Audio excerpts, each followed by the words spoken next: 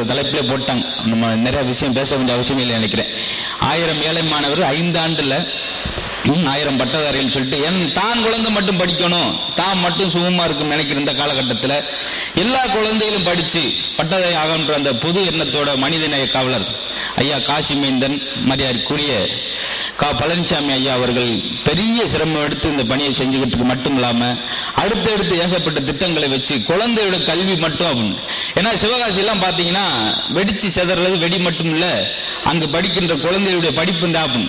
ஏன்னா பூரா குழந்தை தொழிலாளர்கள்லாம் மாத்தி எல்லா குழந்தைகளும் படிக்கணும், அது ஏழை குழந்தைகள் குறிப்பா படிக்கணும் அப்படின்ற அளவுல நல்ல சேவை செஞ்சுக்கிட்டு இருக்க. இந்த மாதிரி விழாக்கள்ல எங்களுக்கு நிகழ்ச்சி பண்றதுல பெரிய சந்தோஷம். எல்லா நிகழ்ச்சியுமே பணத்துக்காக பண்ணது, இது ஒண்ணுதான் எங்களுடைய மனத்துக்காக சந்தோஷத்துக்காக பண்ணக்கூடிய அற்புதமான விழா அப்படின்றத இந்த இடத்துல சொல்லிக்கொண்டு, எல்லாத்துக்கும் இந்த விழாவுக்கு ரொம்ப உறுதுணையா இருக்கிற டீண்டெக்ஸ் உரிமையாளர் ஆர்மும் ஐயா அவர்களுக்கு இந்த நன்றியை சொல்லி, இளைஞர்களுக்கு நன்றியை சொல்லிக்கொண்டு, ரொம்ப ஏன் இந்த இடத்துல குழந்தைகளை இன்னைக்கு காலகட்டத்தில் எடுக்கணும்னா குழந்தைகளுக்கு ஏகப்பட்ட திறமைகள் அதை வளர்க்கறதுக்கான தருணம் இல்லாமல் போச்சு. அதுக்காக ஏன்னா நீ பார்த்துருப்பீங்க, முன்னாடிலாம் பார்த்தீங்கன்னா படிச்சு போய் பாஸ் பண்ணுறோன்னு பார்த்துருக்கோம். இப்ப படிச்சு போறவங்க கூட பெயிலா போயிடும், படிக்காம போறவங்க பாஸ் பண்ணிடுறாங்க. அப்படி டெக்னிக்கா எழுதுற ஆற்றல், கற்பனை வளர்ச்சி ஒண்ணு வேணா. ஒரு விஷயம் பரிச்சு சீசனுக்கு ஏற்ற மாதிரி பேசுவோமே, இப்ப பரிச்சு நடக்கிற டைம், அதாவது நல்லா ஒரு கேள்விக்கு பதில் தெரிஞ்சுன்னா நம்மளால ஒரு 5 வரி இல்லாட்டி 6 வரி எழுதுறான். அதை பத்தி ஒண்ணுமே இல்லை, பக்கம் பக்கமா எழுதுவாங்க. ஏன்னா கேட்டா கற்பனை புரிஞ்சு பறக்க விடுறது சரியா இருக்குல்ல. ஆமா, அவர் டக்குன்னு எனக்கு ஒரு எப்பவுமே அந்த மாதிரி ஆகும். பழைய பாக்கி தந்துடுறேன் 50 ரூபாய, இது வேற கோபத்திலேயே உட்காந்துருக்காது, டக்குன்னு கட் பண்றது. அதனால ஒரு நல்ல ஒரு கேள்விக்கு பதில் தெரிஞ்சுன்னா 5 வரி இல்லாட்டி ஒரு 7 வரி எழுதுவாங்க. அதை பத்தி ஒண்ணுமே ரேட்டே பக்கம் பக்கமா எழுதுறது. ஒரு சின்ன கேள்வி கேட்டுனாங்க, கஸ்தூரி பாய் விளக்கு, நம்ம பையன் வாங்கி பார்க்குறான், ஒன்றும் தெரியல. கொஸ்டின் பேப்பர் மடிச்சு வச்சுட்டு அடிஷன் செட் பேப்பர் 6-7 பேப்பர் வாங்கினான். இங்க ஓதறனே ஆரம்பிக்கிறான், கஸ்தூரி பாய், இது மிகவும் அகலமான பாய், இந்த பாயை கொண்டு போய் நம்ம மெத்தில் விரிச்சு படுக்கலாம், குளிர்காலத்தில் குடும்பத்தோடு உட்காந்து சாப்பிடலாம், 2 கழிச்சு 2 வீட்டுக்கும் தரலாம் அப்படின்ட்டு 6 பக்கத்துக்கு எழுதிருக்கான். வாத்தியாரி இப்படி ஒரு விளக்கம் தான் ஜென்மத்திலையும் பார்க்கலையாடான்ட்டு அடுத்த பக்கத்தை பெறட்டுறாரு. அங்கிட்டு ஆரம்பிக்கிறான் மேட்ருவே, கஸ்தூரி பாயின் வகைகள், ஓலப்பாய், தார்பாய், நார்பாய், அகலப்பாய், ஆபீஸ் பாய், ரூம் பாய், அந்த பாய் இந்த பாய் சொல்லி அது ஒரு 4 பக்கம். இப்படியாப்பட்ட பாய்கள். இந்த பாய் கஸ்தூரி பாய் வாஜ்பாய் விட சற்று பெரியது, அதில் இன்னொரு அழுத்த வர கொடுக்குறான்.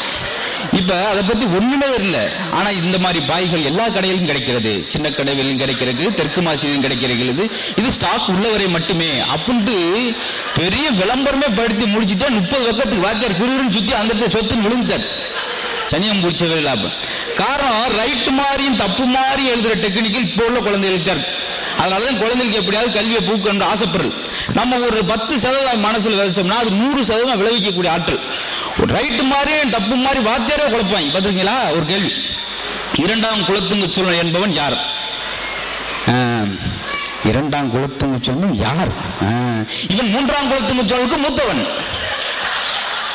அப்படி என்றால் அவன் 1ஆம் குலத்துமுச்சோழனுக்கு எவ்வளவுதானே இருக்க வேண்டும்?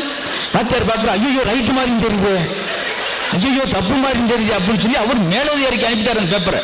அவர் வாங்கி கண்ணாடி போட்டு பார்த்துட்டு எனக்கு ஒன்றே குழப்பமா இருக்குன்னு சொல்லி 5 பேர் 5 நாள தூங்கவில்லை, அது நிம்மதியை தூங்கிட்டு இருக்கான்.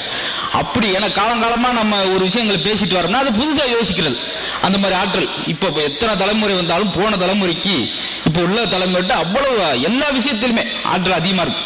அப்படி எழுதுறது. நம்ம அந்த காலத்துல இருந்து தமிழ் பரிசுனா ஒரு கேள்வி கேட்பாங்க ரெகுலரா, செய்வினை என்றால் என்ன, சேப்பாட்டு வினை என்றால் என்ன. இந்த கொஸ்டின் பேப்பர்ல இந்த கேள்வி இல்லாதது இருக்காது. அதுக்கு புதுசா எழுதியிருக்கான், செய்வினை என்றால் என்ன அப்படின்னு பிள்ளையார் சொல்லி போட்டான். பிள்ளையார் சொல்லி போட்டாலே பிரச்சனை ஆரம்பிக்க போறேன் அர்த்தம். செய்வினை என்பது நம்மளுடைய பரம்பரை எதிரிகளுக்கோ அல்லது ஜென்ம விரோதிகளுக்கோ கைகால்கள் விளங்காம போய் சாக வேண்டும் என்று நாம் கோடாங்கியும் சோசியரும் கூட்டு வந்து எலுமிச்சம்பழத்தையும் கோழி முட்டை வச்சு செய்வதுதான் செய்வினை. உதாரணத்துக்கு எங்கள் பெரியப்பா எங்கள் செய்துள்ளார், அது உதாரணம் வேற. உதாரணம் கேட்ட